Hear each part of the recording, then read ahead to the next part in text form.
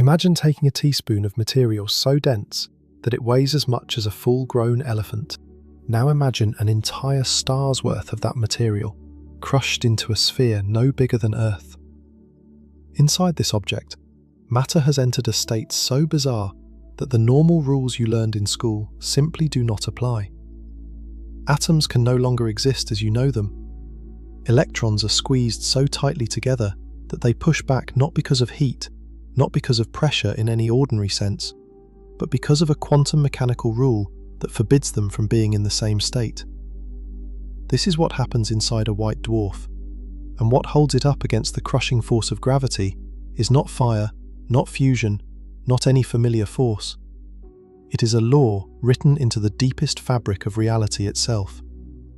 And that law has a limit. Before we go any further, if you find this kind of deep exploration fascinating, a quick like or subscribe really helps the channel grow. It's a small thing for you, but it makes a huge difference for me. Now, let's begin. Every star you see in the night sky is fighting a war. It has been fighting that war since the moment it was born, and it will keep fighting until the day it dies. The war is simple. Gravity wants to crush the star into oblivion. It wants to pull every atom inward, compress everything into the smallest possible space. And the only thing stopping it, the only thing keeping that star inflated and glowing, is energy, heat. The fury of nuclear fusion raging at its core, pushing outward against gravity's relentless inward squeeze. For billions of years, the two forces hold each other in check. Gravity pulls in, fusion pushes out. The star hangs in balance, suspended between collapse and explosion, in a state physicists call hydrostatic equilibrium. It is a tug of war on an almost unimaginable scale. Every second, the star converts millions of tons of matter into energy just to keep itself from caving in. Every second, gravity answers by pulling harder, and for most of a star's life, neither side wins. But here is what you need to understand. Fusion does not last forever. The fuel runs out, and when it does, when the furnace at the heart of a star finally goes dark, gravity is still there. Gravity does not get tired. Gravity does not run out of fuel. Gravity has been waiting, patiently, for billions of years. And when the fire stops, gravity wins. What happens next depends on how massive the star was. For the most massive stars, the ones 8 or 10 or 20 times heavier than the Sun, the collapse is catastrophic. The core implodes so violently that it triggers a supernova, one of the most powerful explosions in the universe. The outer layers of the star are blasted into space, while the core is crushed into something extraordinarily dense, a neutron star, or even a black hole. But most stars are not that massive. Most stars, including our Sun, are modest by cosmic standards. They burn steadily for billions of years, and when they die, the end is not a violent explosion. It is something quieter, something stranger, something that creates an object so bizarre that the matter inside it stops following the rules you learned in school.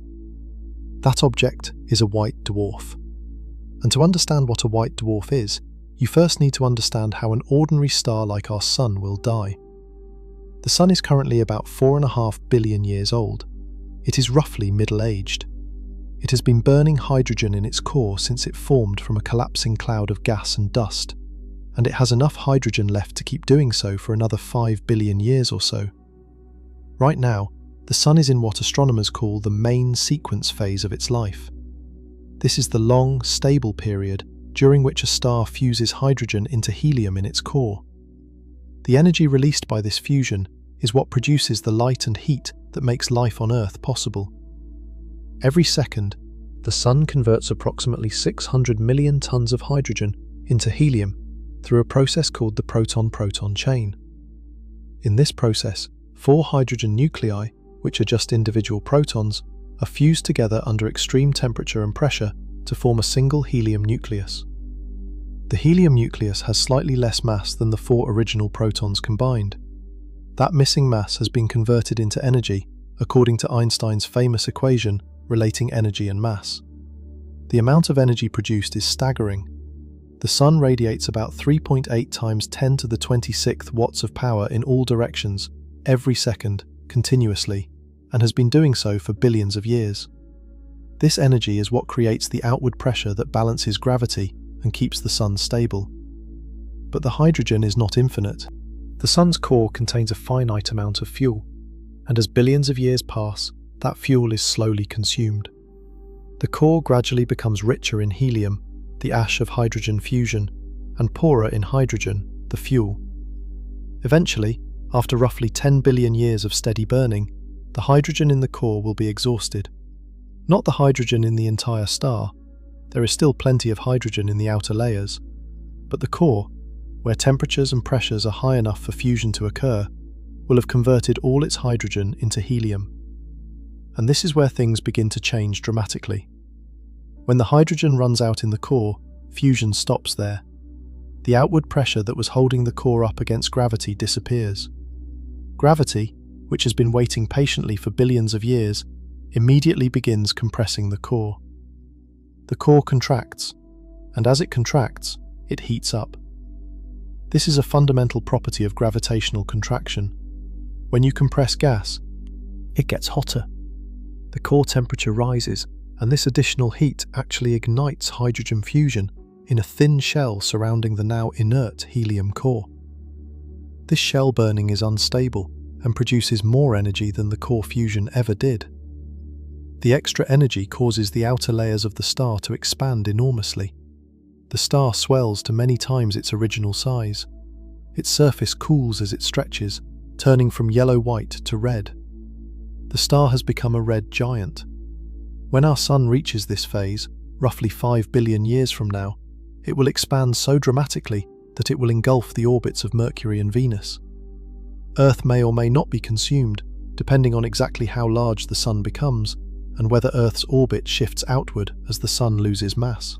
But regardless, Earth's surface will be scorched beyond any possibility of life. The oceans will boil away. The atmosphere will be stripped off.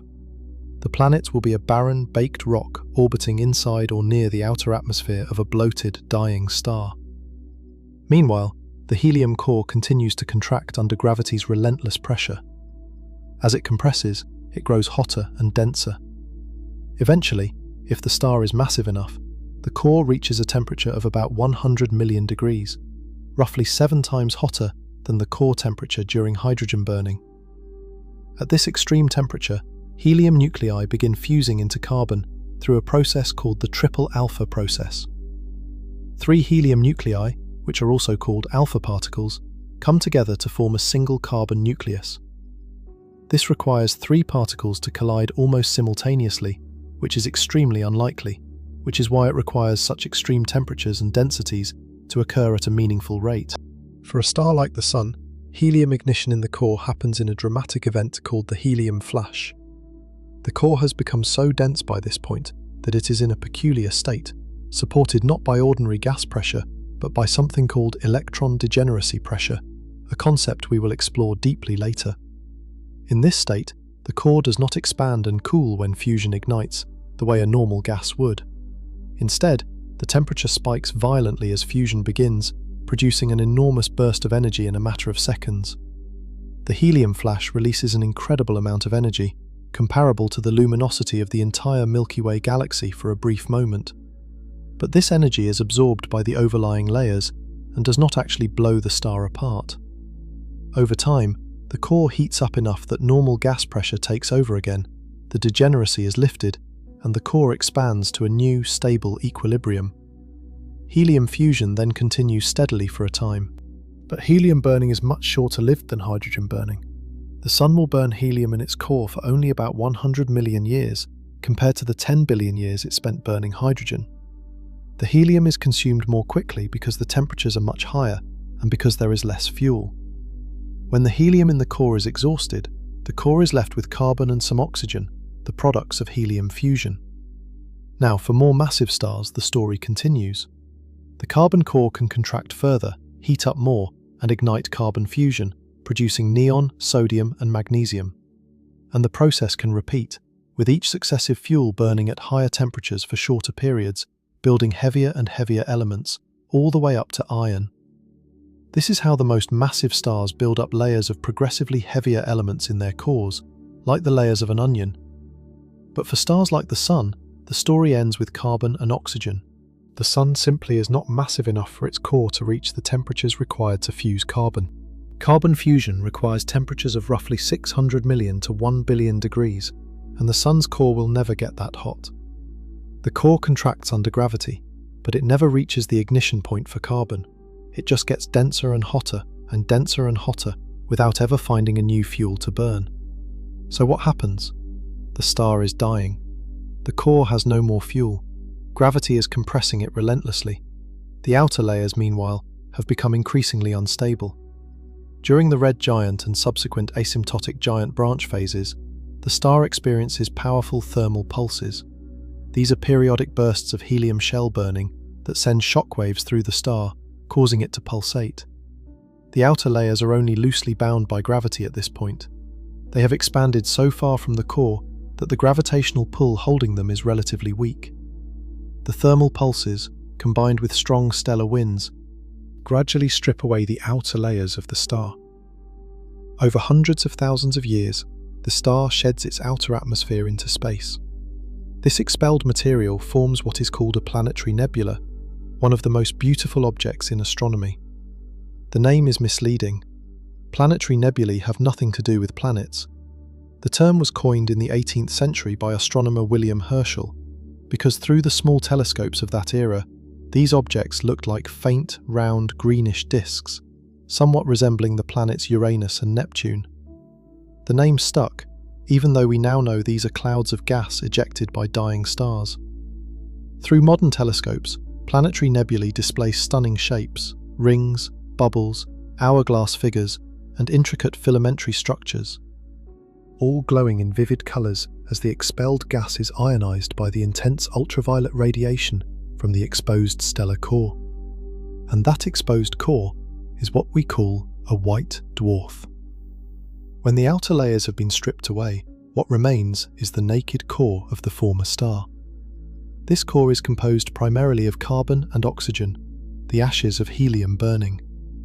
It is incredibly hot at its surface, often between 10,000 and 100,000 degrees or more, far hotter than the surface of the Sun today. It glows white or even blue-white with intense heat, which is where the name white dwarf comes from. But despite this extreme surface temperature, the white dwarf has no internal energy source. There is no fusion happening inside it, no nuclear reactions of any kind. The heat you see is residual. It is leftover thermal energy from the star's former life, slowly radiating away into space. The white dwarf is, in a sense, a cosmic ember, a glowing coal left behind after the fire has gone out. The size of a white dwarf is startling. Despite containing roughly the mass of the Sun, perhaps half a solar mass to about 1.4 solar masses, a white dwarf is only about the size of Earth. The Sun has a diameter of roughly 864,000 miles. Earth has a diameter of about 7,900 miles.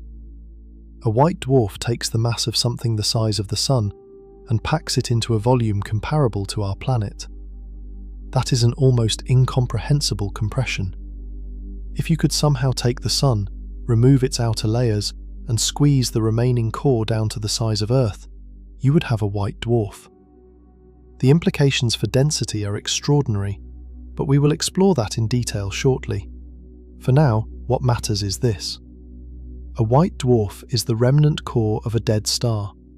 It has no fuel, it has no fusion, it has no internal energy source fighting gravity, and yet it does not collapse. It sits there, stable, holding itself up against gravity's pull for billions upon billions of years. This is the central mystery. In a normal star, fusion provides the energy that creates the pressure that holds the star up. Take away fusion, and you would expect the star to collapse.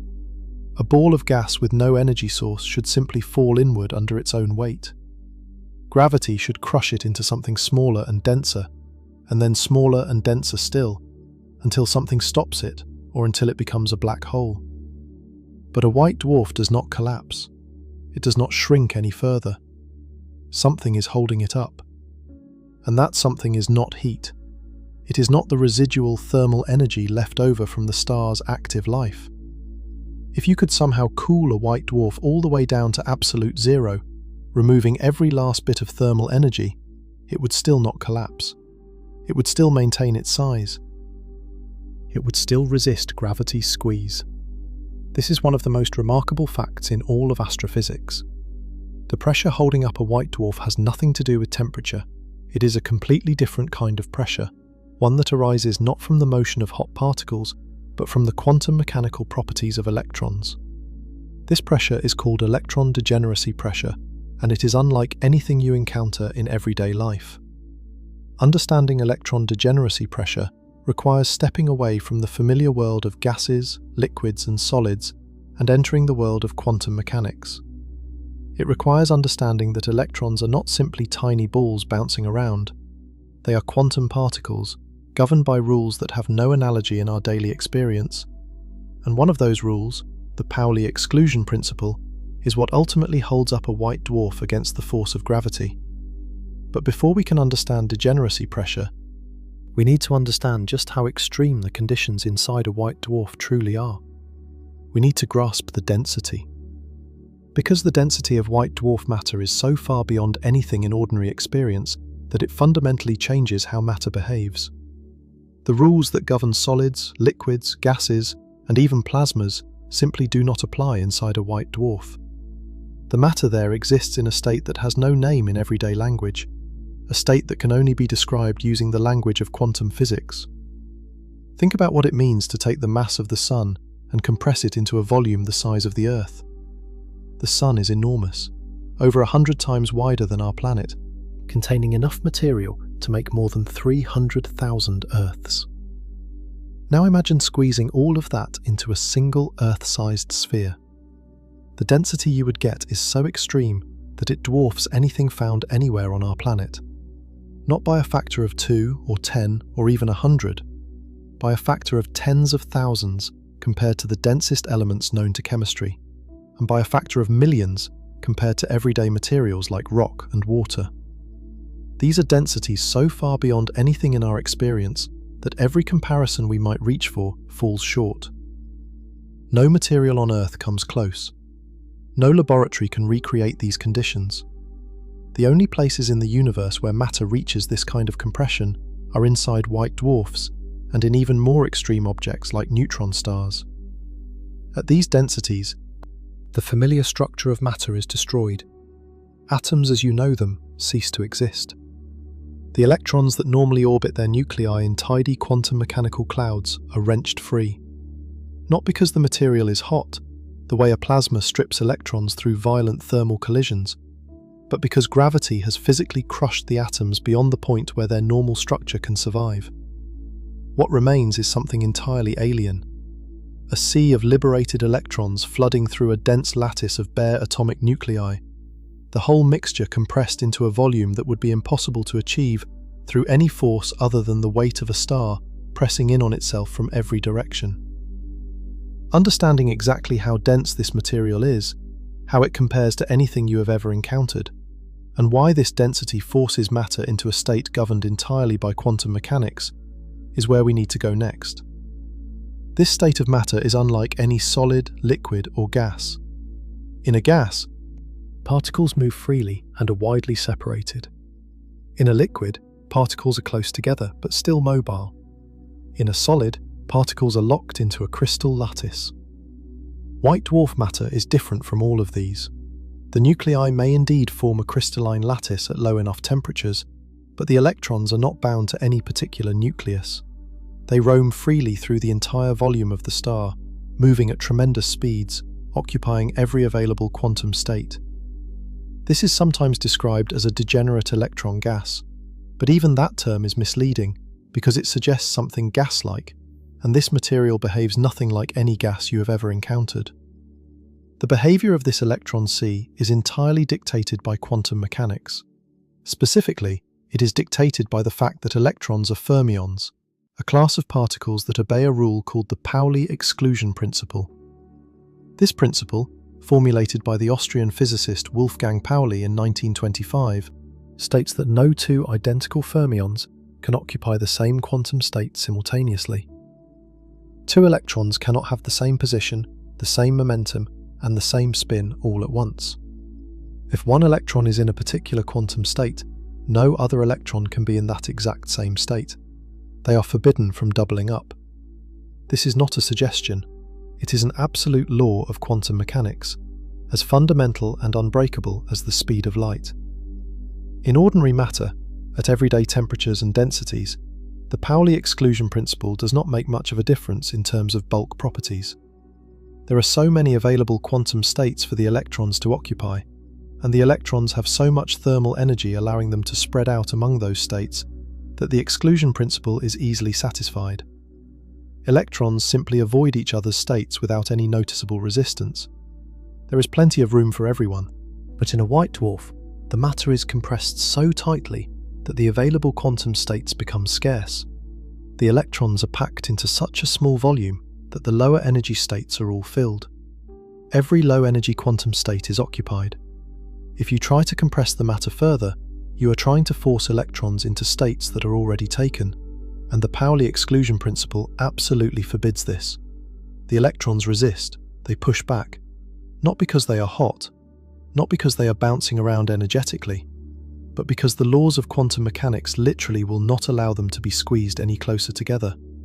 They have run out of quantum states to occupy, and the only way to accommodate more compression would be to force electrons into higher and higher energy states, which requires an ever-increasing amount of energy. This resistance to compression is electron degeneracy pressure. It is the force that holds up a white dwarf, and it is fundamentally different from any pressure you have encountered in ordinary life. Gas pressure depends on temperature. Heat a gas and it pushes harder. Cool it and the pressure drops. But degeneracy pressure does not depend on temperature at all. It depends only on density. Even at absolute zero, with no thermal energy whatsoever, degeneracy pressure would still exist. It is a purely quantum mechanical phenomenon, a direct consequence of the exclusion principle and the wave nature of matter. This is what makes a white dwarf so extraordinary. It is a star held up not by fire, not by heat, not by any ongoing energy source, but by a fundamental law of quantum mechanics. Gravity is trying to crush it. The exclusion principle is saying no, and as long as the white dwarf's mass does not exceed a certain critical threshold, the exclusion principle wins. The star remains stable, glowing quietly as it slowly radiates away its residual heat over billions upon billions of years. The first white dwarf ever discovered was the companion of Sirius, the brightest star in the night sky. In 1844, the German astronomer Friedrich Bessel noticed that Sirius was wobbling slightly in its motion across the sky. The wobble was subtle but unmistakable. Sirius was not travelling in a straight line through the galaxy. It was weaving back and forth, tracing a gently sinusoidal path against the background stars. Bessel deduced that it must have an unseen companion whose gravity was tugging on it, pulling it first one way and then the other as the two objects orbited their common centre of mass. In 1862, telescope maker Alvan Graham Clark actually observed this companion during a routine test of a new telescope lens, and it became known as Sirius B. It was extremely faint, far dimmer than expected for a star massive enough to make Sirius wobble so noticeably. When astronomers eventually measured its properties in the early 20th century, they were baffled. Sirius B had a mass roughly equal to the Sun, but a size comparable to Earth. The density implied by these measurements was so outrageous that many astronomers initially refused to believe it. The numbers simply did not make sense within the framework of classical physics. Arthur Eddington, one of the greatest astrophysicists of the early 20th century, famously described the situation by saying that the message of the companion of Sirius, when decoded, ran something like this: "I am composed of material 3,000 times denser than anything you have ever come across. A ton of my material would be a little nugget you could put in a matchbox." Eddington admitted he found this almost impossible to accept, but the observations left no alternative. The measurements had been checked and rechecked. The mass was real, the size was real, and the density, absurd as it seemed, was the inescapable consequence. It took quantum mechanics, a theory that was still being developed in the 1920s, to explain how such an object could exist. In 1926, Ralph Fowler applied the newly formulated Fermi-Dirac statistics, the mathematical framework describing the behavior of fermions like electrons, to the problem of white dwarf structure. He showed that electron degeneracy pressure could support a star against gravitational collapse, even in the absence of any energy source. For the first time, physics had an explanation for these impossible objects. White dwarfs were not impossible at all. They were a natural consequence of quantum mechanics operating under extreme gravitational compression. Today, we know that white dwarfs are among the most common stellar remnants in the universe. Roughly 97% of all stars in the Milky Way will end their lives as white dwarfs. Every star with a mass below roughly 8 solar masses, which includes the vast majority of all stars, will eventually shed its outer layers and leave behind a white dwarf core. The galaxy is filled with them. Astronomers have catalogued thousands, and there are likely billions more scattered throughout the Milky Way alone. They are everywhere, these quiet remnants, cooling slowly in the darkness, held up by nothing more than the stubbornness of electrons refusing to share their quantum states. And that is what makes the story of a white dwarf so compelling. It is not just a story about a dead star.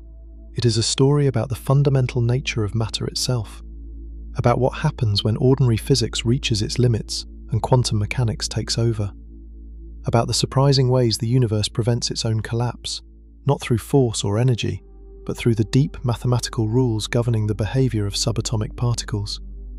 The fire is gone. The fuel is spent.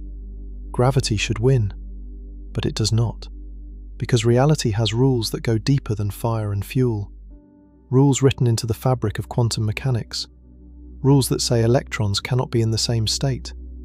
And those rules, quiet and invisible, and operating at scales far too small for any human eye to see, are strong enough to hold up an entire star. To really understand what is happening inside a white dwarf, you need to confront the density. Not just acknowledge it as a large number, but sit with it, turn it over in your mind, and appreciate just how far beyond ordinary experience it truly is. Because the density of white dwarf matter is not just extreme, it is so extreme that it forces matter into a state that has no equivalent anywhere in your daily life. Not a solid, not a liquid, not a gas, not even a plasma. Something else entirely. Something that only exists under conditions so crushing that the very structure of atoms is destroyed. Let us start with what you know. The air you are breathing right now has a density of about 1.2 kilograms per cubic meter at sea level. That is incredibly thin. Air is mostly empty space, with molecules of nitrogen and oxygen bouncing around at high speeds, colliding with each other and with everything they touch. The molecules are far apart relative to their size. If you could see individual air molecules, they would be like gnats flying around in a cathedral. Vast distances between them compared to their own dimensions. This is what a gas is. Particles moving freely, widely separated, filling whatever container holds them. Water is much denser than air, about 1,000 kilograms per cubic meter, 1,000 times denser than the atmosphere. In water, molecules are packed closely together, touching their neighbours, sliding past each other. There is very little empty space between them. This is why water is nearly incompressible. You can squeeze air easily, because there is so much space between the molecules. But water resists compression, because the molecules are already as close together as they can get under normal conditions. Each water molecule is bumping up against its neighbours on all sides. Iron, one of the densest common materials, has a density of about 7,870 kilograms per cubic meter, nearly 8 times denser than water. In solid iron, atoms are locked into a crystal lattice, each atom held in place by metallic bonds, vibrating in position but not free to move around. The atoms are packed efficiently, filling space as tightly as their electron clouds allow. Gold is denser still, about 19,300 kilograms per cubic meter. Osmium, the densest naturally occurring element on Earth, reaches about 22,590 kilograms per cubic meter. These are the densest substances you will find anywhere on the surface of our planet. Now consider white dwarf matter. The average density of a typical white dwarf is roughly 1 million grams per cubic centimetre. Let me convert that so the comparison is direct. That is 1 billion kilograms per cubic metre. 1 billion. Compare that to osmium at roughly 22,590. White dwarf matter is approximately 44,000 times denser than the densest element found on Earth. It is roughly 1 million times denser than water. It is about 830 million times denser than air. These are not subtle differences. These are differences so vast that the materials might as well exist in different universes. The gap between air and water is a factor of about 1,000. The gap between water and white dwarf matter is a factor of 1,000,000. We have jumped so far beyond ordinary experience that every familiar reference point has been left behind. A sugar cube of white dwarf material, 1 cubic centimetre, would weigh about 1 metric ton on Earth. Imagine holding a sugar cube that weighs as much as a small car. Your hand could not support it. Your table could not support it. It would crash through the floor. It would crash straight through the foundation beneath the floor. It would sink into the ground like a bullet through wet paper. A teaspoon of this material, about 5 cubic centimetres, would weigh roughly 5 metric tons. That is heavier than a large elephant. 5 tons balanced on the tip of a teaspoon. A coffee mug filled with white dwarf material would weigh approximately as much as a fully loaded cargo ship. If you could gather enough white dwarf material to fill a bathtub, it would weigh roughly as much as an ocean liner.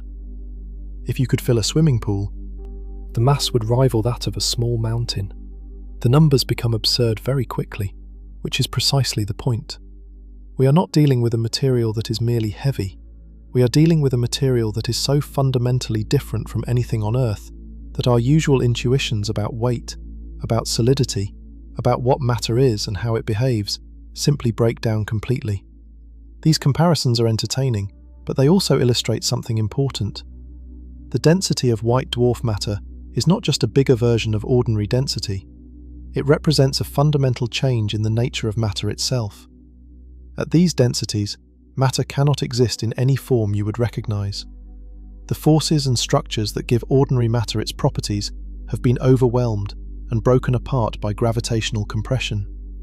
To understand why, you need to understand what ordinary matter actually looks like at the atomic level, and what happens to that structure when you try to compress it far beyond its natural limits.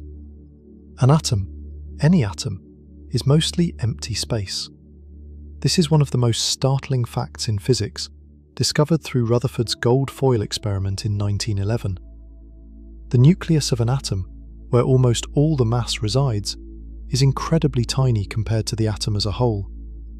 A typical atomic nucleus has a diameter of roughly 1 to 10 femtometers.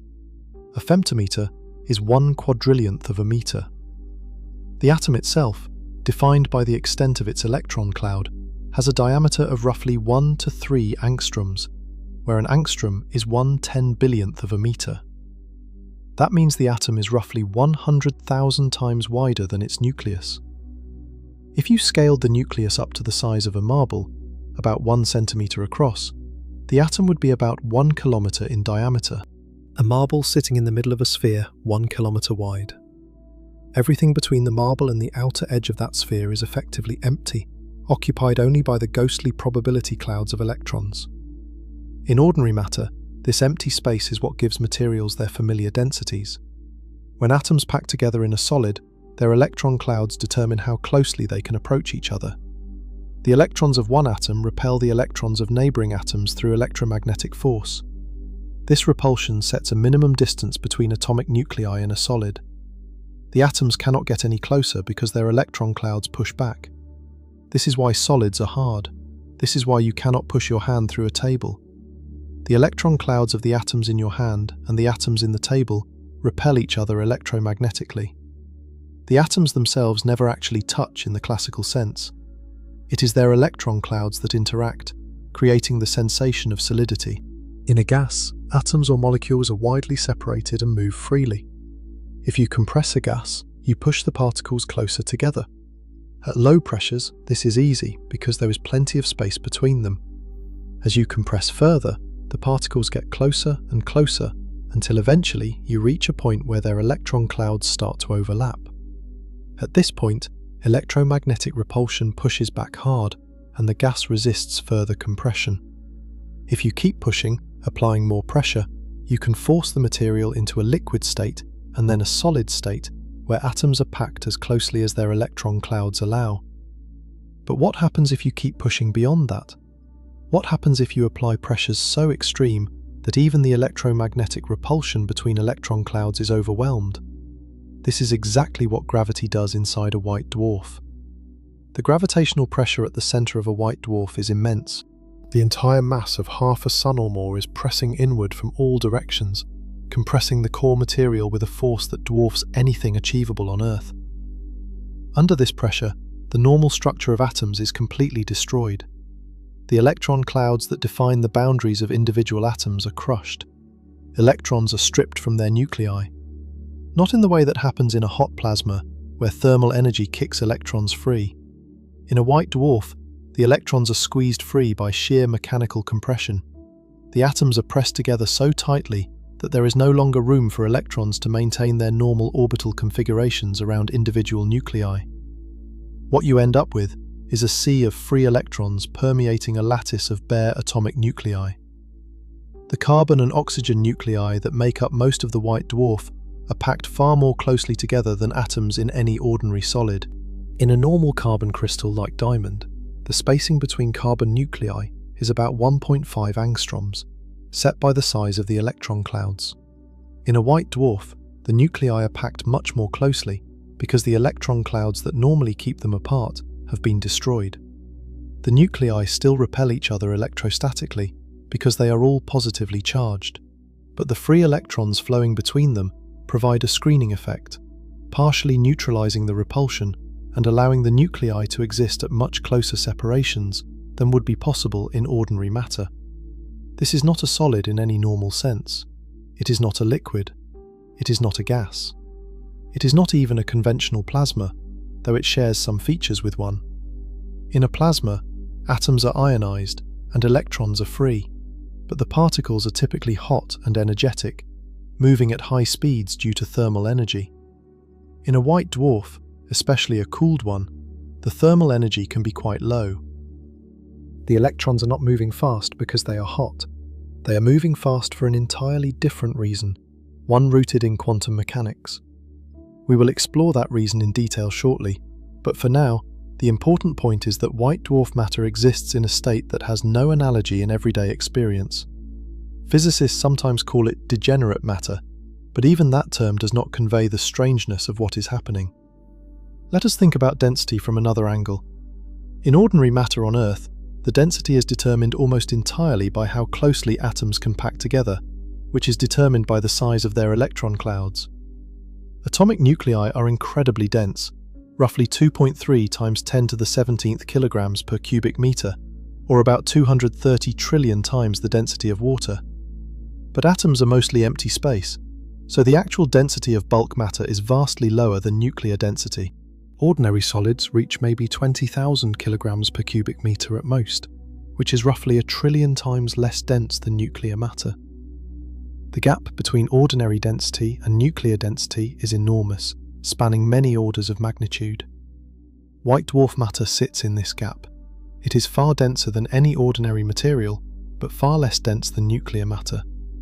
It occupies an intermediate regime where atoms have been destroyed but nuclei have not been crushed together. The electrons have been freed from their atoms and form a degenerate gas, while the nuclei float in this electron sea at separations much smaller than normal atomic spacings, but much larger than nuclear spacings. This intermediate density regime, roughly 10 to the 6th grams per cubic centimeter, is unique to white dwarfs. Nothing else in the universe occupies this particular density range in a stable configuration.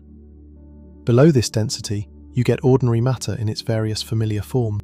Above it, at densities approaching nuclear density, roughly 10 to the 14 grams per cubic centimeter, you get neutron star matter, which is even more extreme and operates on entirely different physics. To appreciate how different this is from anything on Earth, consider what would happen if you could somehow bring a chunk of white dwarf material to Earth's surface. First, it would be extraordinarily heavy. A piece the size of a basketball would weigh several 100,000 tons. It would immediately sink through any surface you placed it on, drilling through rock and metal like a hot knife through butter. The gravitational compression that holds white dwarf matter in its degenerate state would be absent on Earth's surface, where gravity is roughly 300,000 times weaker than at the surface of a white dwarf. Without that immense pressure, the degenerate matter would rapidly expand. The electrons, no longer confined by crushing gravity, would rearrange themselves around the nuclei, reforming ordinary atoms. The material would expand explosively as it reverted from degenerate matter to ordinary matter, releasing tremendous energy in the process. You could not actually hold a piece of white dwarf material in your hand, even in principle. It would either crush you with its weight or explode as it decompressed. This thought experiment illustrates something crucial. White dwarf matter is not just dense, ordinary matter. It is a fundamentally different state of matter that can only exist under the specific conditions found inside a white dwarf, namely extreme gravitational compression. Remove the compression and the matter ceases to be degenerate. It reverts to ordinary atoms. The degenerate state is maintained by the environment, by the crushing weight of the entire star pressing inward from all sides. The matter inside a white dwarf is trapped in this exotic state by gravity. Now here is the question that puzzled physicists in the early 20th century. If there is no fusion happening inside a white dwarf, what prevents it from collapsing further? Ordinary gas pressure depends on temperature. When a gas is hot, the particles move fast and push outward. When a gas cools, the particles slow down and the pressure drops. If a white dwarf had only ordinary gas pressure holding it up, then as it radiated away its heat and cooled over time, the pressure would decrease and gravity would compress it further. It would shrink as it cooled. And as it shrank, it would get denser. But if the pressure kept dropping with temperature, eventually nothing would stop the collapse. The white dwarf would implode under its own weight. But this does not happen. White dwarfs cool, but they do not shrink. They lose heat, but they do not collapse. Observations confirm this. White dwarfs that have been cooling for billions of years were the same size as younger, hotter white dwarfs of similar mass. The pressure holding them up was clearly not dependent on temperature. Something else was at work. Classical physics had no explanation for this. In the classical view of matter, all pressure comes from the thermal motion of particles. Faster particles mean more pressure. Slower particles mean less pressure. Zero temperature means zero pressure. A cold, dead stellar core with no energy source should have no outward pressure and should collapse under gravity. There is no way around this conclusion within classical physics. The answer, as we now know, comes from quantum mechanics. Specifically, it comes from the way electrons behave when they are packed together at extreme densities, and from a quantum mechanical rule called the Pauli exclusion principle that governs what configurations are allowed and what configurations are forbidden. But to understand how this works, we first need to appreciate just how strange a white dwarf is as a physical object, beyond even its density. Because the density alone does not capture the full weirdness. The physical behavior of white dwarfs defies common sense in ways that point directly toward quantum mechanics as the only possible explanation. One of the most counterintuitive properties of a white dwarf is its relationship between mass and size. In everyday experience, heavier objects are bigger. A bowling ball is bigger than a marble. A planet with more mass has more volume. Jupiter is bigger than Earth because it contains more material. This seems obvious and universal. But white dwarfs violate this expectation completely. A heavier white dwarf is actually smaller than a lighter one. Adding mass to a white dwarf makes it shrink. This is the exact opposite of what happens with any ordinary object, and it is a direct consequence of the exotic pressure that supports these stars. The reason is that increasing the mass increases the gravitational compression. The interior is squeezed more tightly, packing the electrons into a smaller volume. The quantum mechanical pressure that holds the star up does increase in response, maintaining equilibrium, but the equilibrium point is at a smaller radius than before. More mass means more gravity, which means more compression, which means a smaller star. A white dwarf with half the mass of the Sun might be roughly 50% larger than Earth in radius. A white dwarf with the full mass of the Sun would be smaller, perhaps 80% of Earth's diameter. And a white dwarf approaching the maximum mass that can be supported is smaller still, squeezed down toward the breaking point of its quantum mechanical defense. If you could keep adding mass, the white dwarf would shrink further and further, growing denser and denser, until eventually the quantum pressure would be unable to keep up with gravity's increasing pull. But that breaking point is what makes the story truly dramatic. This bizarre inverse relationship was deeply confusing to astronomers when it was first discovered. It contradicted every intuition about how objects should behave. In the ordinary world, matter resists compression because of the electromagnetic repulsion between electron clouds. The more you squeeze, the harder it pushes back, and the object reaches a stable size that grows with the amount of material it contains. Bigger objects are made of more stuff and occupy more space. It is so intuitive that it hardly needs stating. But white dwarfs overturned this assumption entirely. They demonstrated that the pressure supporting them obeys fundamentally different rules from anything in the classical world. Rules where squeezing the star harder does make it push back harder, but not quite hard enough to prevent shrinking. Rules where equilibrium exists, but at a smaller size for a larger mass. This alone was powerful evidence that something beyond classical physics was governing white dwarf interiors. The surface conditions of a white dwarf are equally extreme. The surface gravity is roughly 100,000 to 1 million times stronger than Earth's surface gravity, depending on the mass and radius. If you weigh 70 kilograms on Earth, you would weigh somewhere between 7 million and 70 million kilograms on the surface of a white dwarf. Your body would be flattened into a film thinner than a sheet of paper in a fraction of a second. No human, no machine, no material we have ever built could withstand the gravitational forces at a white dwarf's surface. Even the atmosphere of a white dwarf is affected. The extreme gravity pulls the atmosphere down into an incredibly thin layer, perhaps only a few hundred meters thick, compared to Earth's atmosphere, which extends for hundreds of kilometers. Elements in this atmosphere stratify by weight with remarkable efficiency. Heavier elements sink below lighter ones in a matter of hours or days, because the gravitational pull sorting them is so ferocious that diffusion processes which would take geological ages on Earth are completed almost instantly on a white dwarf. This immense surface gravity has measurable effects on the light the white dwarf emits. According to Einstein's general theory of relativity, light climbing out of a gravitational field loses energy in the process. The photons are not slowed down. Light always travels at light speed. Instead, their wavelengths are stretched. They shift toward the red end of the spectrum. This is called gravitational redshift, and it was one of the earliest predictions of general relativity. In 1925, astronomer Walter Adams measured the spectrum of Sirius B and detected exactly this redshift.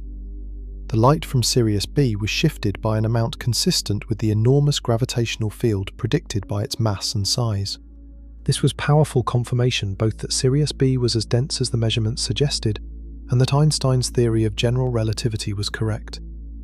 A single observation of a white dwarf helped confirm two revolutionary ideas simultaneously: the extreme density of stellar remnants and the curvature of spacetime by gravity. The gravitational redshift measurement was particularly important because it provided an independent check on the density.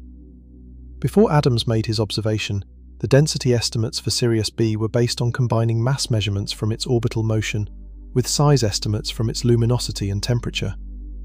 These were indirect measurements, and some astronomers questioned whether they could really be trusted. The gravitational redshift offered a completely different way to test the claim. General relativity predicted a specific redshift for a star of known mass and radius. When Adams measured the spectrum of Sirius B and found exactly the predicted shift, it closed the case. The density was real. Sirius B was as impossibly dense as the calculations said. White dwarfs also come in different varieties depending on the mass of the star that produced them. The most common type, and the type our Sun will eventually produce, is a carbon-oxygen white dwarf. These form from stars between roughly half a solar mass and about 8 solar masses. The core burns hydrogen into helium, and then helium into carbon and oxygen before the star sheds its outer layers. But lighter stars, those below about half a solar mass, may never reach the temperatures needed to ignite helium at all. Their cores are made of pure helium. These helium white dwarfs are smaller and less massive, and because no star below half a solar mass has had time to die in the current age of the universe, the helium white dwarfs we observe today were all produced through binary star interactions, where a companion star stripped away the outer layers prematurely. At the heavy end, stars between roughly 8 and about 10 solar masses may produce cores that burn carbon and oxygen into neon and magnesium before shedding their envelopes. These produce oxygen-neon white dwarfs, which are rarer and more massive. They sit closer to the maximum mass a white dwarf can support and are denser than typical carbon-oxygen white dwarfs. Each variety has slightly different properties, slightly different densities, slightly different cooling rates, but all share the same fundamental mystery. And the cooling itself reveals something remarkable about the physics at work. A white dwarf begins its life incredibly hot, with surface temperatures that can exceed 100,000 degrees. Over time, it radiates this heat into space and cools. You might expect this cooling to cause the star to shrink, the way a balloon deflates as the air inside it cools. In ordinary matter, cooling reduces thermal pressure, which allows gravity to compress the object further. But white dwarfs do not shrink as they cool. They maintain essentially the same size for billions of years, even as their temperatures drop by orders of magnitude. A young white dwarf at 50,000 degrees and an old white dwarf at 5,000 degrees, if they have the same mass, are virtually the same size. This is one of the most direct observational clues that the pressure holding them up has nothing to do with temperature. Whatever is supporting a white dwarf against gravity operates independently of how hot or cold the star is. It must be a pressure that depends on something else entirely, on some property that does not change as the star radiates away its thermal energy. Astronomers have observed thousands of white dwarfs at various stages of cooling, from blazing hot newborns fresh from their planetary nebulae to ancient embers that have been fading for billions of years. The cooling sequence is well studied and forms a reliable cosmic clock. Because white dwarfs cool at predictable rates, measuring the temperature of the oldest white dwarfs in a stellar population tells you the age of that population. The coolest white dwarfs in the Milky Way's disk have temperatures of about 3,500 to 4,000 degrees, which tells us the disk is roughly 8 to 9 billion years old. White dwarf cooling is one of the most precise age-dating tools in astrophysics, and it works precisely because the pressure holding them up does not depend on temperature, allowing the cooling to proceed in a clean, predictable way without the complication of structural changes. Regardless of composition, all white dwarfs share the same essential property. They are supported against gravitational collapse, not by heat, not by fusion, not by any ongoing energy source, but by the quantum mechanical behavior of their electrons. Understanding exactly how this quantum support works, why it depends on density rather than temperature, why it involves rules that have no analogy in everyday experience, and ultimately, why it has a breaking point beyond which even quantum mechanics cannot prevent collapse, requires a deep journey into the quantum world. It requires understanding what electrons truly are, how they differ from the objects we see around us, and why a mathematical rule about the filling of quantum states can hold up an object with the mass of a star. That is where we are going next, and the story begins with a deceptively simple question. What happens when you try to put two electrons in exactly the same place, with exactly the same energy, moving in exactly the same way? Now we need to go deeper. We have established that white dwarf matter is extraordinarily dense, that atoms are crushed beyond recognition, and that the pressure holding the star up does not come from heat. But we have only sketched the outline of the real explanation. To truly understand what is happening inside a white dwarf, you need to understand the quantum mechanics behind it. Not just the names of the principles involved, but what they actually mean physically. Why do electrons resist being squeezed together? What is it about the quantum world that creates a pressure with no classical equivalent? And how can something as abstract as a mathematical rule about quantum states hold up an object the size of a planet against the gravitational pull of half a sun. The story begins with a deceptively simple observation about the nature of particles. In the everyday world, objects are distinguishable. You can tell one tennis ball from another. You can label them, track them, follow their individual paths. Even if two tennis balls are identical in size, weight, and colour, you can still distinguish them by their positions. This one is on the left, that one is on the right. You can follow each ball through time and always know which is which. Identical does not mean indistinguishable when you are dealing with macroscopic objects. But electrons are different. Two electrons are not just similar, they are absolutely, fundamentally identical. There is no property you can use to tell one electron from another. They have the same mass, the same charge, the same spin, the same everything. There are no hidden serial numbers, no tiny scratches on their surfaces, no subtle differences that a sufficiently powerful microscope could reveal. Every electron in the universe is exactly the same as every other electron. This is not an approximation or a simplification.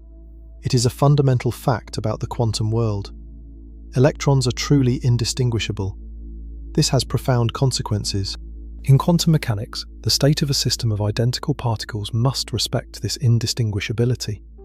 If you swap two identical particles, the physical situation must be unchanged because you cannot tell whether the swap happened or not. Mathematically, this means the wave function describing the system must either stay the same or change sign when you swap two particles. Particles whose wave functions stay the same under swapping are called bosons. Particles whose wave functions change sign are called fermions. This is not a minor technical distinction. It determines the fundamental behavior of matter. Photons, the particles of light, are bosons. They are perfectly happy to pile into the same quantum state. In fact, they prefer it. This is why lasers work. You can have billions of photons all in exactly the same quantum state, same energy, same direction, same polarization, all marching in lockstep. Bosons are gregarious, they like to be together. Electrons are fermions. They are the opposite. The anti-symmetry of the fermion wave function means that if two electrons are in the same quantum state, the wave function must be zero. A wave function of zero means zero probability of finding the particles in that configuration. It cannot happen. It is not just unlikely, it is impossible. This is the Pauli exclusion principle, and it is one of the most important laws in all of physics. Wolfgang Pauli formulated this principle in 1925 while trying to explain the structure of atoms. He was studying why electrons in atoms arrange themselves in specific patterns, patterns that had been observed spectroscopically but never explained from first principles. Why do atoms have the chemical properties they do? Why does the periodic table have its particular structure, with elements arranged in rows and columns that reflect repeating chemical behaviors? Why can the first shell of an atom hold only 2 electrons, the second shell 8, the third 18? The answer, Pauli realized, was that electrons in an atom cannot all crowd into the lowest energy state. Each quantum state can hold at most 1 electron, so the electrons fill up the available states from the bottom, each one occupying the next available slot. The first electron takes the lowest energy state with spin up. The second takes the same energy level but with spin down. That fills the first shell. The third electron must go to the next energy level, and so on, building up the electron configurations that give each element its unique identity. This filling pattern determines the electron configuration of atoms, which in turn determines their chemical behavior, which in turn determines the properties of every material in the universe. It is the reason carbon can form 4 bonds and create the complex molecules of life. It is the reason oxygen is reactive and helium is inert. It is the reason metals conduct electricity and wood does not. The exclusion principle is the reason chemistry exists. It is the reason you exist. Without it, all electrons would pile into the lowest energy state. Atoms would have no structure. There would be no chemical bonds, no molecules, no complexity, no life. Every material you have ever touched, every food you have ever eaten, every breath you have ever taken, owes its existence to this one quantum mechanical rule about fermions. In an ordinary atom sitting on your desk, the exclusion principle is at work, but its effects are subtle. There are relatively few electrons, typically between 1 and about 100, and plenty of available quantum states for them to occupy. The electrons settle into their assigned states without much fuss. The exclusion principle shapes the atom's structure, but it does not create any dramatic pressure or resistance to compression. There is room for everyone. But now imagine compressing matter to the densities found inside a white dwarf. You are taking roughly 10 to the 57th electrons, a number so large it is almost meaningless, and cramming them into a volume the size of Earth. The number of available quantum states in a given volume is finite. It depends on the volume and on the range of momenta the electrons can have. As you compress the material, the volume decreases. The number of low-energy states decreases with it, but the number of electrons stays the same. You have the same number of guests and fewer seats. The electrons fill the available states from the lowest energy upward. The lowest states fill first, then higher states, then higher still. As compression continues, more and more electrons are forced into higher and higher energy states because the lower ones are all occupied. The electrons at the top of the distribution, the ones in the highest occupied states, are moving very fast. Not because they are hot, not because anyone gave them kinetic energy, but because the exclusion principle left them no choice. Every slower state is already taken. The only states available to them are high-energy, high-momentum states. They are forced to move fast by the geometry of quantum state filling. This is where the Heisenberg uncertainty principle connects to the picture. Werner Heisenberg showed in 1927 that there is a fundamental limit to how precisely you can simultaneously know a particle's position and its momentum. The product of the uncertainty in position and the uncertainty in momentum must always be at least as large as a certain minimum value related to Planck's constant. This is not a statement about the quality of your measuring instruments. It is not a claim that we need better technology. It is a statement about the nature of reality itself. A particle simply does not have a precisely defined position and a precisely defined momentum at the same time. These properties are complementary. Knowing one with high precision necessarily means the other is spread out over a wide range of values. This is built into the wave nature of matter. Every particle is also a wave, and a wave that is localized to a small region must contain many different wavelengths, which correspond to many different momenta. You cannot have a wave that is both perfectly localized and perfectly monochromatic. It is mathematically impossible.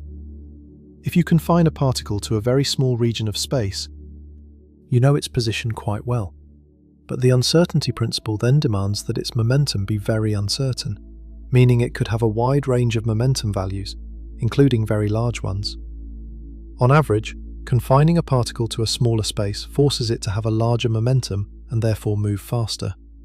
This is not an abstract mathematical curiosity. It has measurable physical consequences. It is the reason atoms have a minimum size.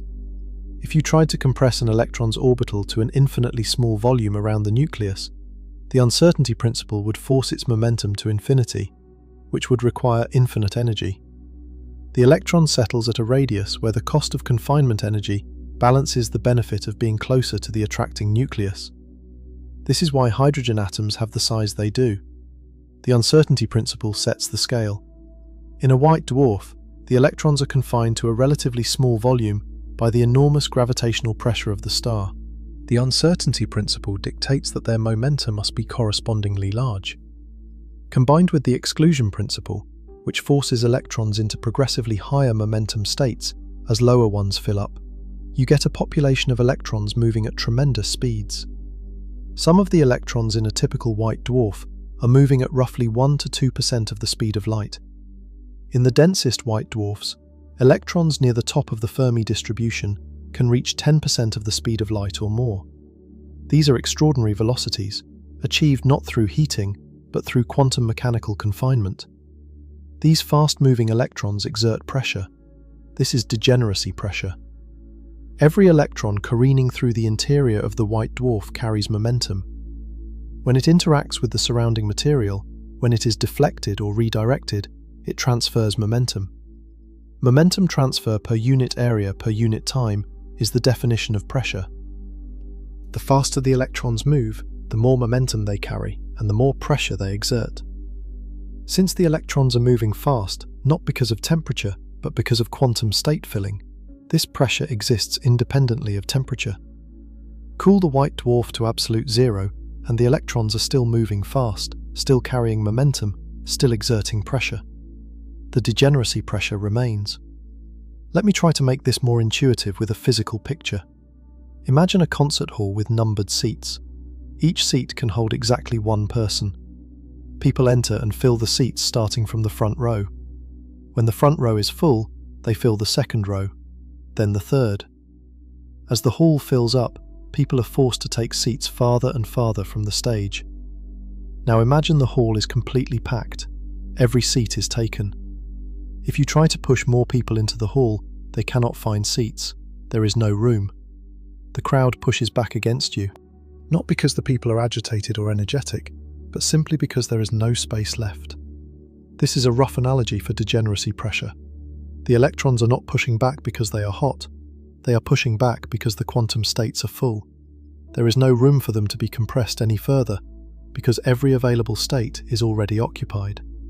Now contrast this with a classical gas, an ordinary gas made of particles that do not obey the exclusion principle. In a classical gas, the particles bounce around with speeds determined by the temperature. Hot gas means fast particles and high pressure. Cold gas means slow particles and low pressure.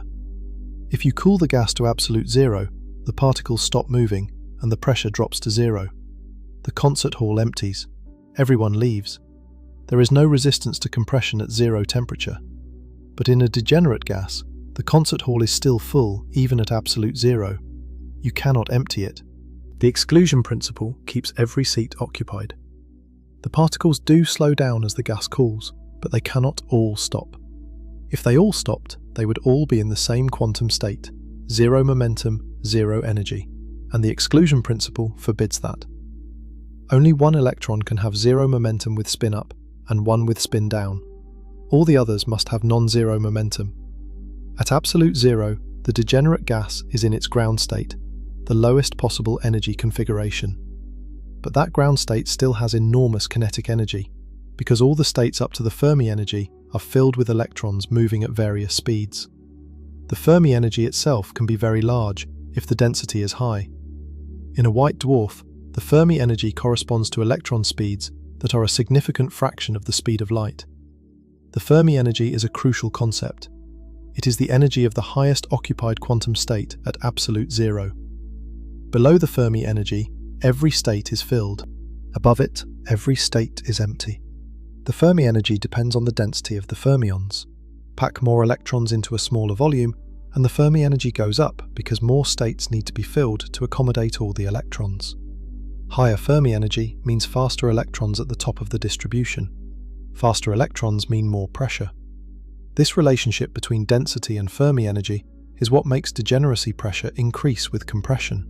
If gravity squeezes the white dwarf a little, increasing the density, the Fermi energy rises. The electrons at the top of the distribution move even faster. The degeneracy pressure increases. This increase in pressure resists the additional compression, pushing back against gravity and restoring equilibrium. It is a stable arrangement. If you try to compress it further, the pressure goes up and pushes back harder. If you let it expand, the pressure drops and gravity pulls it back in. The white dwarf sits at the equilibrium point where degeneracy pressure exactly balances gravitational pull. This is a fundamentally different kind of stellar equilibrium than what exists in a normal star. In a main sequence star like the Sun, the equilibrium is maintained by a thermostat. If the core gets a little hotter, fusion rates increase, producing more energy, which increases pressure, which expands the core. The expansion cools the core, which reduces fusion rates, which reduces pressure, and the core contracts back to equilibrium. The star regulates itself through the temperature dependence of nuclear fusion rates. It is a dynamic, feedback-driven equilibrium. In a white dwarf, there is no thermostat. There is no fusion. There is no feedback loop involving temperature. The equilibrium is purely mechanical. Gravity pushes in. Degeneracy pressure pushes out. They balance. Temperature is irrelevant to this balance. The white dwarf could be at 1,000,000 degrees or absolute zero. The equilibrium would be the same because the pressure does not care about the temperature. It cares only about how many electrons are packed into how much space. Now, it is important to distinguish white dwarf matter from the matter found in even more extreme objects like neutron stars. In a white dwarf, electron degeneracy pressure does the work. The electrons are the degenerate particles, the ones filling quantum states and generating pressure. The nuclei, the carbon and oxygen nuclei that make up most of the mass, are not degenerate. They are too heavy. At white dwarf densities, the nuclei are spaced far enough apart relative to their quantum wavelengths that quantum effects on the nuclei are minimal. The nuclei behave more or less classically. They may form a crystal lattice, especially as the white dwarf cools, but they do not contribute significant degeneracy pressure. Their role is to provide mass, and therefore gravitational compression. The electrons do all the heavy lifting when it comes to supporting the star. In a neutron star, the situation is entirely different. Neutron stars are far denser than white dwarfs, roughly 100 million times denser. At these extraordinary densities, roughly 10 to the 14 grams per cubic centimeter, comparable to the density of an atomic nucleus itself, even electron degeneracy pressure is overwhelmed. The electrons can no longer support the star. Gravity has pushed past the point where electron quantum states can provide enough resistance.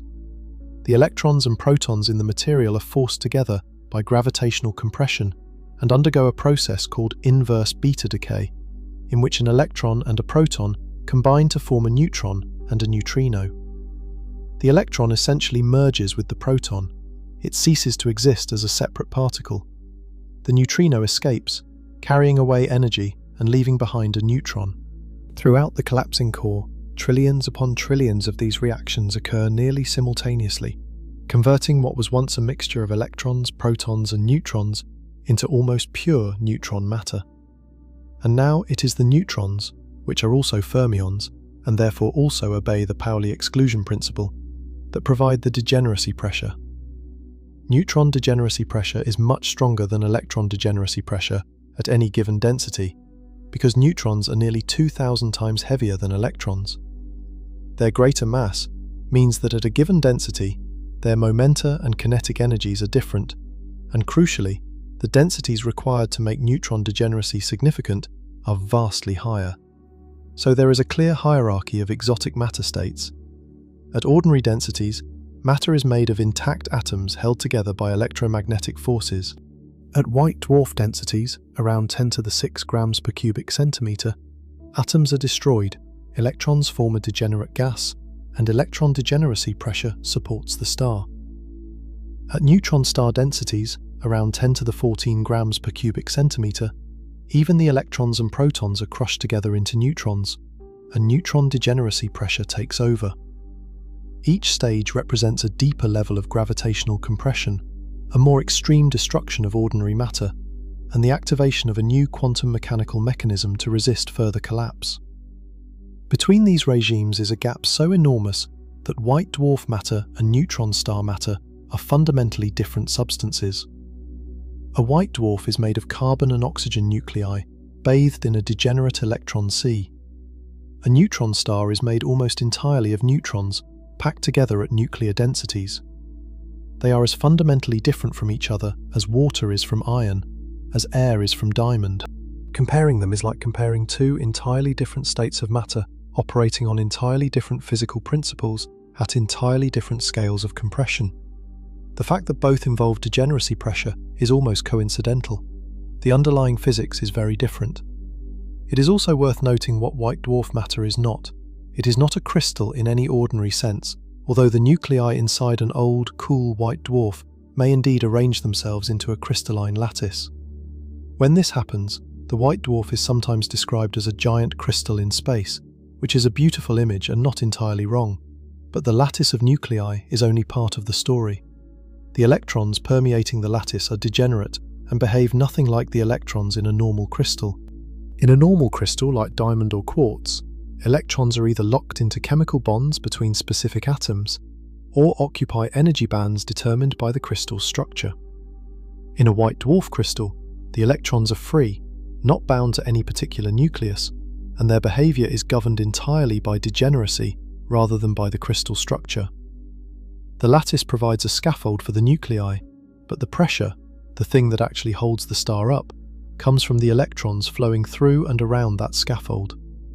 It is a crystal unlike any crystal found on Earth, permeated by a quantum fluid of degenerate electrons that no terrestrial material remotely resembles.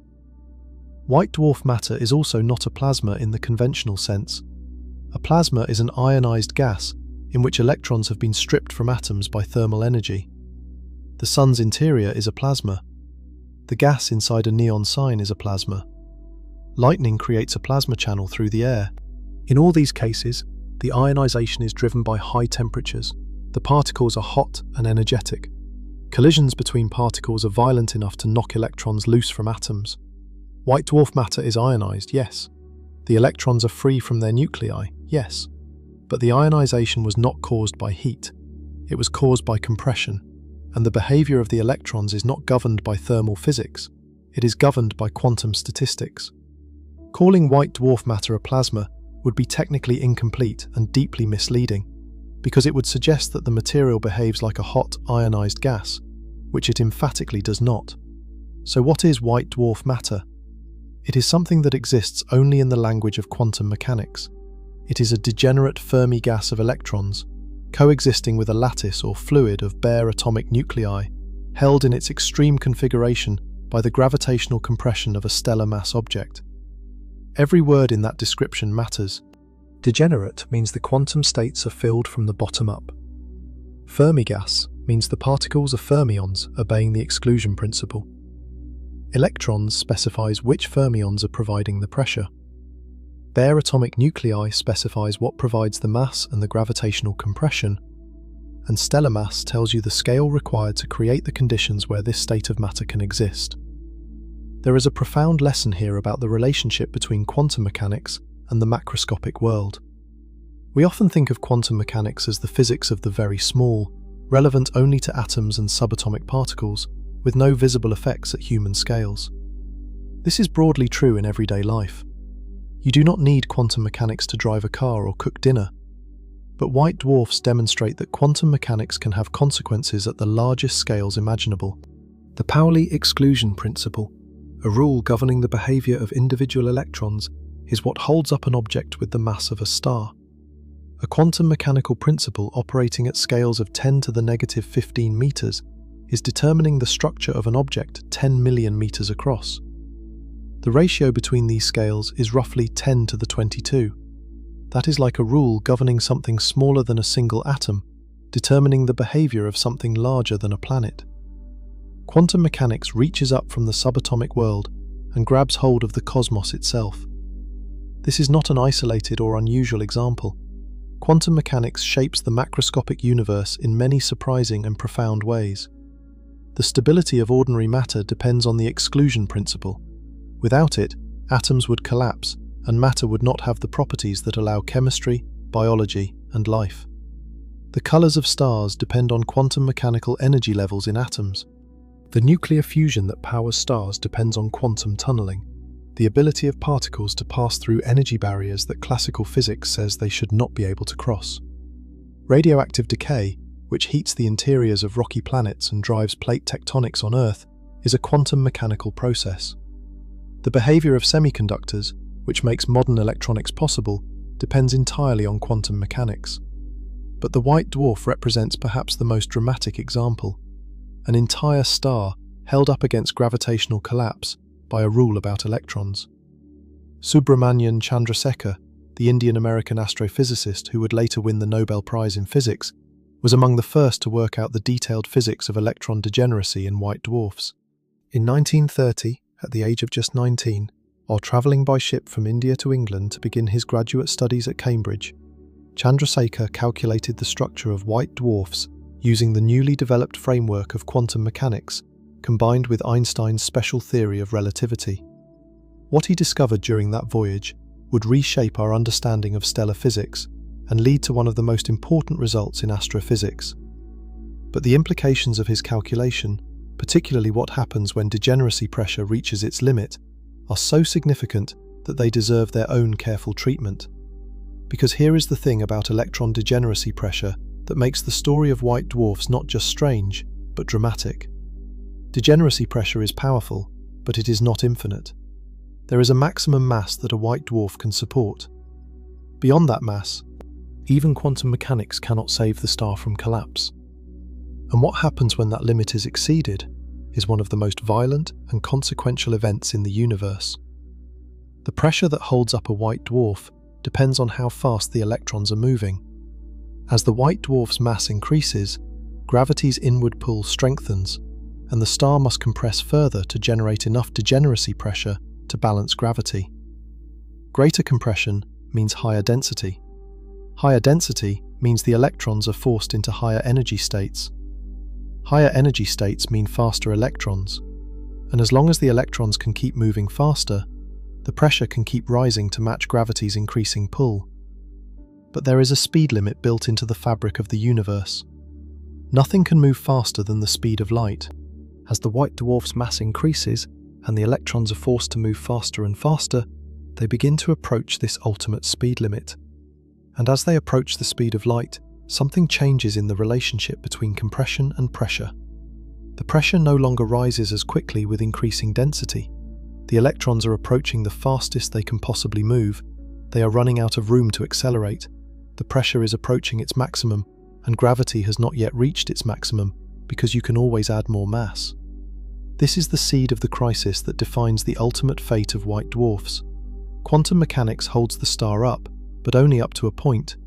Beyond that point, even the deepest rules of quantum physics are not enough to prevent catastrophe. And that critical threshold, that precise breaking point, has a name. It is called the Chandrasekhar limit. So electron degeneracy pressure holds up a white dwarf. Quantum mechanics provides a force that resists gravitational collapse without needing any fuel, any heat, any ongoing energy source. It sounds like an unbeatable defense. Gravity pushes in, and the exclusion principle pushes back, indefinitely, without ever getting tired, without ever running out. You might think that this means a white dwarf can support any amount of mass, that no matter how heavy the stellar remnant, the electrons will always find higher energy states to occupy, will always move a little faster, will always generate enough pressure to hold the star up. But that is not what happens. Because there is a cosmic speed limit, and the electrons eventually run into it. Nothing in the universe can travel faster than the speed of light. This is not a practical limitation. It is not something we might overcome with better engineering or more advanced technology.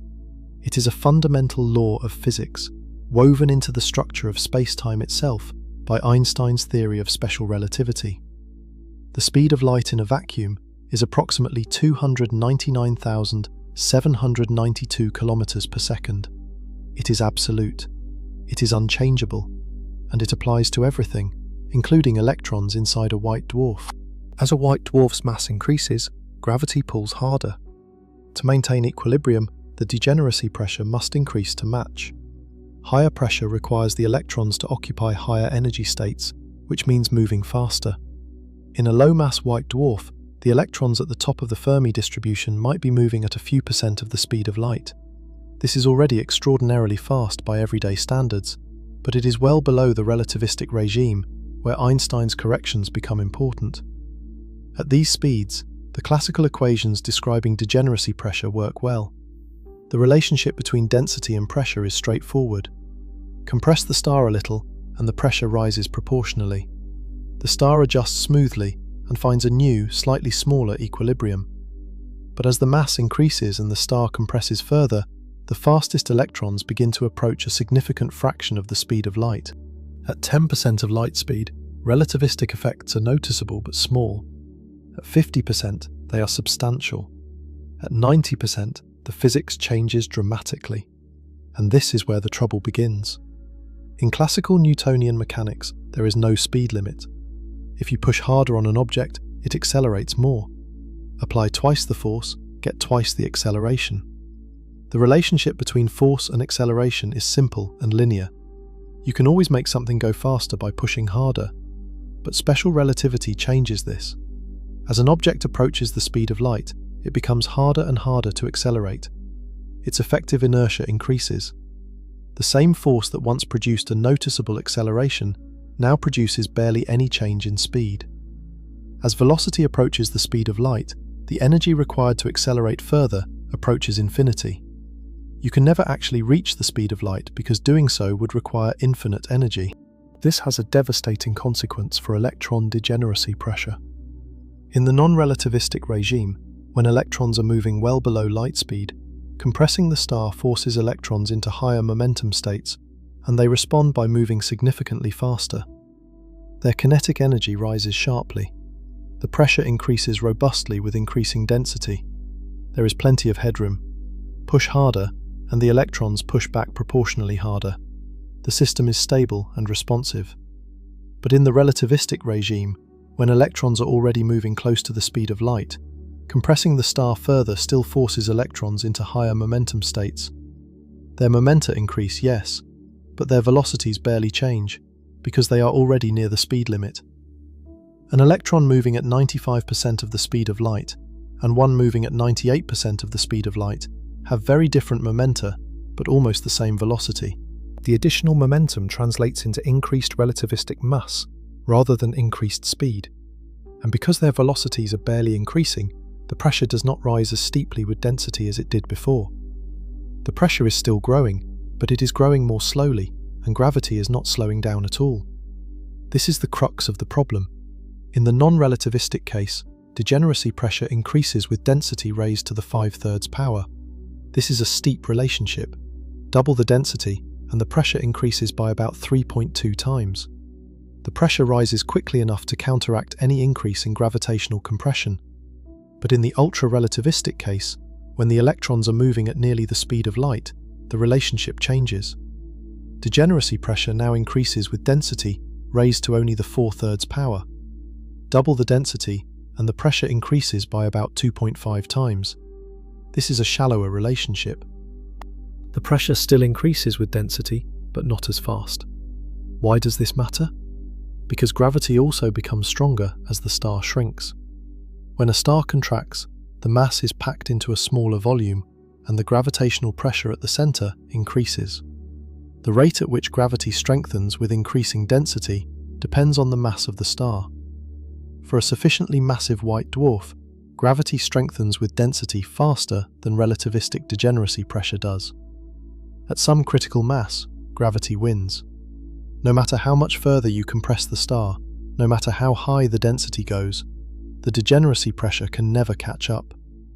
Gravity always pulls harder than quantum mechanics can push back. The star is doomed to collapse. This critical mass is called the Chandrasekhar limit, named after the physicist who first calculated it. Subramanian Chandrasekhar was born in Lahore in 1910, in what was then British India. He showed extraordinary mathematical talent from a young age. His uncle, Sir Chandrasekhar Venkataraman, had won the Nobel Prize in Physics in 1930 for his discovery of light scattering effects. Physics ran in the family. Chandrasekhar studied at the University of Madras, where he excelled in mathematics and theoretical physics, devouring the latest papers on quantum mechanics and relativity that were revolutionizing European physics. In 1930, at the age of 19, Chandrasekhar boarded a steamship from India to England, where he had won a scholarship to study at the University of Cambridge under the supervision of Ralph Fowler, the very physicist who had first applied quantum mechanics to white dwarfs. The voyage took several weeks. And during those weeks, with nothing but time and his mathematical abilities, Chandrasekhar set about extending Fowler's work. Fowler had shown that electron degeneracy pressure could support a white dwarf. But Fowler had used non-relativistic quantum mechanics. He had not accounted for what happens when the electrons move close to the speed of light. Chandrasekhar realized this was a crucial omission. He incorporated Einstein's special relativity into the equations of white dwarf structure and worked through the mathematics on the ship. What he found was startling. When he included relativistic effects, the equations no longer guaranteed a stable solution for every mass. Below a certain critical mass, the equations gave well-behaved solutions. The white dwarf had a definite size and density, with degeneracy pressure balancing gravity. But above that critical mass, no stable solution existed. The equations said the star could not hold itself up. Degeneracy pressure, even at its maximum, was insufficient to counteract gravity. The critical mass Chandrasekhar calculated was approximately 1.4 solar masses. This is the Chandrasekhar limit. Any white dwarf with a mass below about 1.4 times the mass of the Sun can be supported by electron degeneracy pressure. Any stellar remnant above this mass cannot be a stable white dwarf. Something else must happen. The exact value of the Chandrasekhar limit depends slightly on the composition of the white dwarf. For a white dwarf made of pure carbon, the limit is about 1.44 solar masses. For one made of pure iron, it would be slightly different. For the typical carbon-oxygen composition found in most white dwarfs, the standard value quoted is approximately 1.4 solar masses. This number emerges directly from the fundamental constants of nature. It depends on Planck's constant, which governs quantum mechanics. It depends on the speed of light, which sets the relativistic speed limit. It depends on the gravitational constant, which determines how strong gravity is. And it depends on the mass of the proton, which determines how many electrons are available per unit mass. These are some of the most fundamental numbers in physics. The Chandrasekhar limit is not an accident or an approximation. It is a precise consequence of the deepest laws of nature. When Chandrasekhar arrived in Cambridge and presented his results, the reaction was not what he expected. Arthur Eddington, who was at that time one of the most famous and influential astrophysicists in the world, publicly rejected Chandrasekhar's conclusion. Eddington found the idea that a star above a certain mass could not find a stable endpoint deeply troubling. If a star above 1.4 solar masses could not become a white dwarf, what would happen to it? It would have to keep collapsing. But to what? Eddington found this prospect absurd. He believed nature must have a way to prevent indefinite collapse. At a meeting of the Royal Astronomical Society in 1935, Eddington dismissed Chandrasekhar's work, calling the mathematical result a reductio ad absurdum. He argued that there must be some unknown physical process that would prevent the collapse, that the laws of physics would not allow such a thing. Chandrasekhar was humiliated. Here was a young, unknown physicist from India being publicly contradicted by the most celebrated astrophysicist in Britain. The experience was painful, and Chandrasekhar later moved to the United States, where he spent the rest of his career at the University of Chicago. But Chandrasekhar was right. The mathematics was correct. The physics was sound. And eventually, the astrophysics community came to accept the Chandrasekhar limit as one of the foundational results in stellar physics. In 1983, Chandrasekhar was awarded the Nobel Prize in Physics for his theoretical studies of the physical processes important to the structure and evolution of stars, including his work on the mass limit of white dwarfs. The recognition came more than 50 years after his original calculation on that steamship from India to England. So what happens when a stellar remnant exceeds the Chandrasekhar limit? There are several scenarios, and each one leads to some of the most dramatic events in the universe. The first scenario involves a solitary massive star, one significantly heavier than the Sun. When such a star dies, the core left behind after nuclear burning ceases may be more massive than 1.4 solar masses. If the core mass is between roughly 1.4 and about 3 solar masses, the collapse does not stop at the white dwarf stage. Electron degeneracy pressure is insufficient. The core keeps collapsing. Electrons and protons are forced together, producing neutrons and neutrinos through inverse beta decay. The core collapses until it reaches nuclear density, roughly 10 to the 14 grams per cubic centimeter, where neutron degeneracy pressure halts the collapse. The result is a neutron star, an object only about 12 miles across, but containing more mass than the Sun. The collapse of the core triggers a supernova explosion, one of the most energetic events in the cosmos, blasting the outer layers of the star into space at speeds of tens of thousands of kilometers per second. The supernova can briefly outshine an entire galaxy, releasing more energy in a few seconds than the Sun will produce in its entire 10 billion year lifetime. If the core mass exceeds roughly 3 solar masses, even neutron degeneracy pressure cannot hold it up. This upper limit for neutron stars is called the Tolman-Oppenheimer-Volkoff limit. Above this mass, nothing known in physics can prevent the collapse. The core collapses past nuclear density, past any known state of matter, and forms a black hole. A region of spacetime so severely curved that nothing, not even light, can escape. The matter is crushed into a singularity, a point of theoretically infinite density, where our current understanding of physics breaks down completely. General relativity predicts the singularity but cannot describe it. Quantum gravity, the yet undiscovered theory that unifies quantum mechanics and general relativity, is needed to explain what actually happens at the center of a black hole. The second scenario is perhaps even more spectacular. It involves a white dwarf in a binary system, orbiting closely with a companion star. If the companion is a normal star, a main sequence star, or a red giant, and the two are close enough, the white dwarf's intense gravity can pull matter from the companion's outer layers. This matter streams across the gap between the two stars, forming a swirling disk of gas called an accretion disk around the white dwarf. The gas spirals inward, heating up through friction, and eventually falls onto the white dwarf's surface.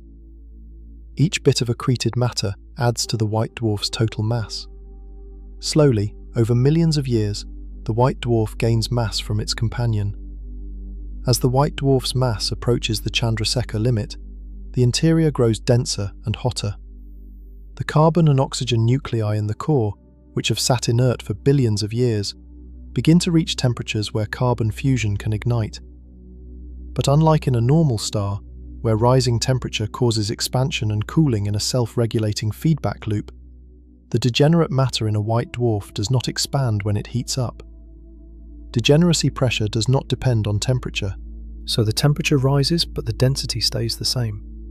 The fusion rate increases with temperature, producing more heat, which raises the temperature further, which increases the fusion rate even more. There is no thermostat, there is no regulation. It is a runaway thermonuclear explosion. In a matter of seconds, the entire white dwarf detonates. Not just the core, the entire star. Carbon and oxygen fuse explosively into heavier elements, silicon, sulfur, calcium, nickel, and iron, releasing an almost incomprehensible amount of energy. The white dwarf is completely destroyed. Nothing remains. No remnant, no neutron star, no black hole. Just an expanding cloud of debris flying outward at tens of thousands of kilometers per second, glowing with the brilliance of billions of suns. This is a Type 1a supernova, and it is one of the most important phenomena in all of astrophysics. The explosion synthesizes roughly half a solar mass of radioactive nickel-56, which decays first into cobalt-56 and then into stable iron-56 over the following weeks and months. It is this radioactive decay that powers the supernova's visible light, causing it to brighten over about 3 weeks and then slowly fade over the following months in a characteristic light curve that astronomers can recognize across billions of light years. Because every Type 1a supernova involves essentially the same event, a white dwarf detonating near the Chandrasekhar limit, they all produce roughly the same peak brightness. This remarkable uniformity makes them standard candles, objects of known luminosity that astronomers can use to measure distances across the universe. By comparing how bright a Type 1a supernova appears to how bright it actually is, astronomers can calculate how far away it is. This technique has been used to measure distances to galaxies billions of light years away, and it was precisely this technique, using Type 1a supernovae as distance markers, that led to one of the most stunning discoveries in the history of science.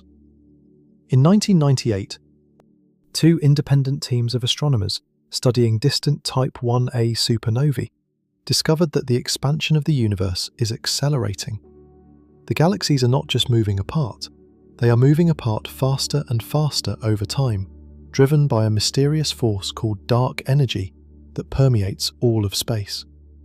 This discovery, which earned the 2011 Nobel Prize in Physics, was made possible by the Chandrasekhar limit. The fixed mass at which white dwarfs explode is what gives Type 1a supernovae their uniform brightness. And that uniform brightness is what allowed astronomers to map the expansion history of the cosmos. A quantum mechanical limit on the mass of a dead star turned out to be the key to discovering the fate of the entire universe. Now let us consider the long-term future of white dwarfs that do not explode. The ones that sit safely below the Chandrasekhar limit, alone in space, or in wide binary systems where no mass transfer occurs. What happens to them over the eons? They cool. That is the simple answer. A white dwarf has no energy source, no fusion, no gravitational contraction, because degeneracy pressure prevents further shrinking. All it can do is radiate away the thermal energy stored in its interior, the residual heat left over from its former life as a star. And this cooling takes an extraordinarily long time. A young white dwarf might have a surface temperature of 50,000 or even 100,000 degrees, glowing brilliant blue-white. Over hundreds of millions of years, it cools to 10,000 degrees, shining white. Over billions of years, it cools further, passing through yellow, orange, and eventually red, its luminosity dropping steadily as the thermal reservoir depletes. The cooling rate itself changes as the white dwarf ages. Hotter white dwarfs radiate more intensely and cool faster. Cooler white dwarfs radiate less and cool more slowly. The process decelerates over time, stretching out longer and longer as the star grows dimmer and dimmer. As the temperature drops, something remarkable happens inside. The carbon and oxygen nuclei, which have been in a fluid-like state at high temperatures, begin to crystallize. The ions settle into a regular lattice structure, arranging themselves into a crystal that grows from the center outward. The white dwarf is literally freezing solid, forming a giant crystal sphere in space. This crystallization releases latent heat, the same kind of energy released when water freezes into ice, which temporarily slows the cooling process. The white dwarf enters a phase where it dims more slowly than expected, because the crystallization energy provides an additional source of heat. Astronomers have detected evidence of this crystallization in real white dwarfs. In 2019, a study using data from the European Space Agency's Gaia spacecraft identified a population of white dwarfs that appeared to pile up at certain luminosities and temperatures, exactly where crystallization theory predicted they should slow down in their cooling. This was direct observational evidence that white dwarfs undergo a phase transition from liquid to solid, forming crystals in their interiors. The cores of these ancient stellar remnants are literally turning into cosmic diamonds, enormous spheres of crystallized carbon and oxygen drifting through the galaxy. After crystallization is complete and the latent heat has been radiated away, the white dwarf continues to cool. Its surface temperature drops into the thousands of degrees, then the hundreds, then lower still. Its glow shifts from visible light into the infrared, becoming invisible to the naked eye but still detectable with infrared telescopes. Eventually, over timescales far longer than the current age of the universe, the white dwarf will cool to the temperature of the cosmic microwave background radiation, about 2.7 Kelvin, just a few degrees above absolute zero. At that point, it will be in thermal equilibrium with its surroundings, absorbing as much energy from the cosmic background as it radiates. It will be a black dwarf. A cold, dark, dead sphere of crystallized carbon and oxygen, supported by electron degeneracy pressure, invisible against the blackness of space. No black dwarfs exist yet.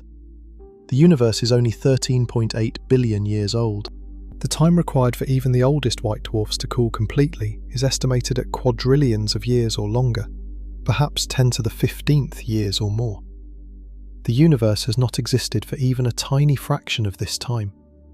Every white dwarf that has ever formed is still glowing, still radiating, still cooling.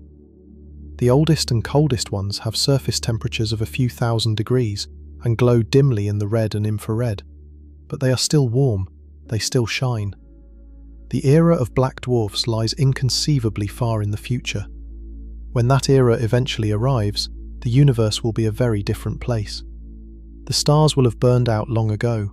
Star formation will have ceased as the raw material, the hydrogen gas that fuels new stars, was used up or expelled from galaxies. The galaxies themselves will have dissolved, their stars scattered into intergalactic space by gravitational perturbations over trillions of years. The cosmic background radiation will have cooled to nearly absolute zero, stretched to incredibly long wavelengths by the expansion of space. The universe will be cold, dark, and nearly empty. And in that darkness, the black dwarfs will endure. They will be among the last coherent structures in the cosmos. Dense spheres of crystallized matter, held together by gravity, supported by the Pauli exclusion principle, carrying the frozen remains of stars that burned billions or trillions of years in the past. They will drift silently through the void, invisible, radiating nothing, absorbing nothing, existing as pure structure without energy, form without function. They will persist for timescales that make the current age of the universe seem like the blink of an eye. They will persist until the protons within them decay, if protons decay at all, which is predicted by some theories of particle physics, but has never been observed. Proton decay, if it occurs, would have a half-life estimated at somewhere around 10 to the 36th to 10 to the 41st years. Even at the shorter end of those estimates, that is a number so unimaginably large that the current age of the universe, 13.8 billion years, is essentially zero by comparison. If protons are truly stable, if they never decay, then the black dwarfs will last forever, eternal monuments in an eternal void. There is something extraordinary about this picture. The same quantum mechanical rule that determines the structure of atoms, the same principle that gives the periodic table its shape, the same law that makes chemistry possible, and therefore makes you possible, is also the force that will hold up the last surviving structures in the universe long after everything else has faded away. The Pauli exclusion principle is there at the beginning of matter's story, shaping the atoms from which stars and planets and life are built. And it is there at the end, holding up the cold remnants of dead stars against the endless pull of gravity in a dark and empty cosmos. White dwarfs are quiet objects. They do not announce themselves with violent explosions or dramatic emissions. They do not dominate the night sky.